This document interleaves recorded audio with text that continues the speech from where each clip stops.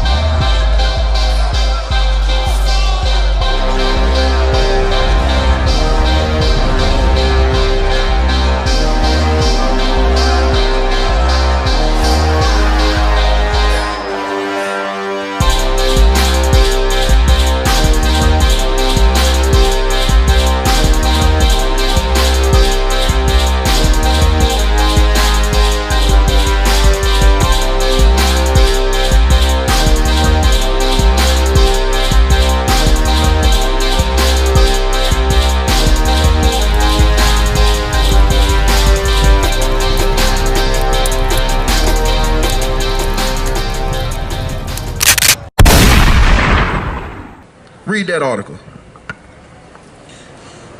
White men stockpile guns because they're afraid of black people. They're what? Afraid of black people. You understand? This article is a study that they did. They studied why people buy guns. Y'all these kids been protesting for gun control. Well, one of the things that happens in this whole ordeal with gun control is they start to do research. They start to ask questions that ain't never been asked before. So they started to ask questions about the minds of people that own guns and why they buy them. You understand? And this study actually came out with something pretty interesting. You understand? Read on. After studying a representative cross-section of gun owners, researchers found that the people who have an emotional attachment to their guns were 78% white and 65% male. It must be noted that the sample size was small because despite widespread American gun owners, just 3% of the population owns half of the guns in the country. You know what I'm saying? Read that part again. Just 3% of the population owns half the guns in the country. You understand? We scream about gun control when it's only 3%. This article say only 3% of the population owns over half of the guns in the whole country. You understand? 3% of the population. Read on. Racial anxiety was a big reason for the uptick. Read that last part again. Racial anxiety was a big reason for the uptick in gun ownership. Read that last part again.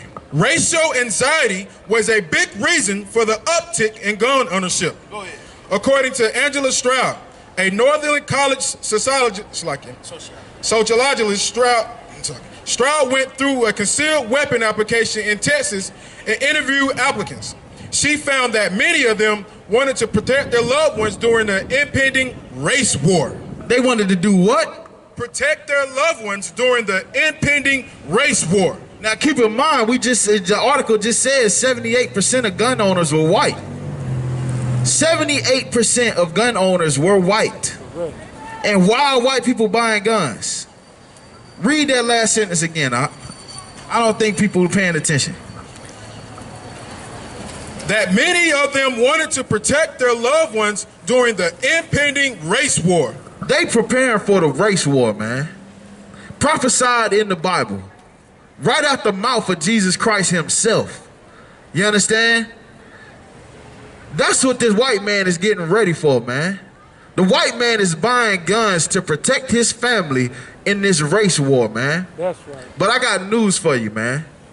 You understand? This is the thing about this so-called race war that black people need to wake up to, man. You understand? Look at history. History repeat itself. History don't do nothing but repeat itself. And I meant to bring the book with me. I was supposed to bring it with me last week, and I forgot it again this week. But you want to know what happens when white people take away guns from blacks, Hispanics, and Native Indians? I'm gonna tell you what happens, man. If you don't believe it, go look up Wounded Knee. Look up the Wounded Knee Massacre. That is a prime example of what happens when they take guns away from blacks, Hispanics, and Native Indians. You understand? They took them guns from them Native Indians on Wounded Knee. And after they took them guns, the white man gunned down 350 innocent men, women, and children. That's right. And mostly was children.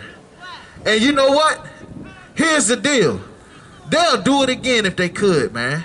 If wouldn't nobody say a damn word about it, they would do it again, man. They would do it again. The only thing keeping this white man at bay is because the world looking at him. He don't want to seem quite like the monster he is. That's right. You understand? That's the only thing. That's the only thing keeping the white man at bay right now. You understand? But when this white man let loose, it's gonna be a dark day on this earth, man. You understand? Read that last part again. That last sentence one more time. She found that many of them wanted to protect their loved ones during the impending race war. You understand? So that's what white people are buying guns for, man. They buying guns for this race war. You understand? They buying guns for an impending race war because, you understand? Hold on, Salaki. Matter of fact, I want you to read this last paragraph right here where it starts with Stroud. Read that last paragraph right there. Very important. Read that part. Stroud also discovered another motivation. Okay, there's another reason why the white man is going out buying guns. Not just an impending race war, but there's another reason why white people are buying guns and stockpiling guns and ammo. Read on. Racial anxiety. A lot of people talked about how important Obama was to get a concealed carry license. He's for free health care. He's for welfare. We're asking, whatever happened to the hard work? Obama's presidency, they feared, would empower minorities to threaten their property and families. You understand? They don't want black people empowered. That's right. That's another reason why they're buying guns. That's right. Because they don't want you, black man, to have any power, man. That's right. They don't want you, Hispanic man, to have any power. That's right. You understand? And then, I mean, it makes sense. Can you blame them? Because guess what? I don't want the white man to have any power. You understand? I don't want the Arab man to have any power, man. Because there is no power but the Most High. That's right. You understand? And the Most High said that he was going to bring blood on this whole kingdom for what they've done for the past 400 years, man. That's right. And guess what? The white man stockpiling guns for a race war. What signs have black people shown that we trying to go to war with them? What black kid has run into any white school and shot anybody? That's right. What black kid has gone into any white church and shot anybody? Matter of fact, what black organization has been set up to genocide 400,000 white babies? That's right. It ain't happening. The only ones that seem to be going to war is the white man. You understand? I want you to go to Psalms chapter 55 verse 20. Psalms chapter 55 verse 20. He hath put forth his hands against such as be at peace with him. Guess what? The North American Indians tried to have peace with the white man. You understand? They tried to have peace with the white man, tried to show him how to grow food, tried to show him how to wash his behind, tried to show him how to brush his teeth, and try to show him how to be civilized. That's right. You understand? The Native American Indian tried to help the white man survive in a place where he was not meant to survive. You understand? And look what happened. Look what the white man did to say thank you. Thanksgiving, yeah. Thanksgiving, yeah, okay. You understand? Thanksgiving, why 77 million dead bodies underground right now. That's right. You understand? Thanksgiving, you thankful, but yet you stole every plot of land that belonged to them. You understand? And robbed their children of their inheritance, man. That's right. You understand? Read that again. Psalms chapter 55 verse 20. He hath put forth his hands against such as be at peace with him. You understand? When the conquistadors came to Puerto Rico, one of the things Christopher Columbus said was he said that this is the most peaceable people. You understand? They are such a peaceable people. That's what he said about the Taino Indians. He said that they was a peaceable people. Well, where are the Taino Indians today, man? You understand? They destroyed in the ghetto in Puerto Rico. Yeah. Nobody tell you crack. You know why? Because I never saw you before.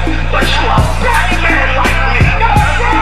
And it works out. My whole life was trying to find something to follow. Had loyalty, every man tried to borrow. Felt pain, And a lot of sorrow, got betrayed, so packed, I didn't even have my heart broke. Living confused, about to lose hope. Cops got me on the side of the road like a sideshow. Need an antidote before I croak. Now I'm setting fire to rhythm man blues, call this guitar smoke.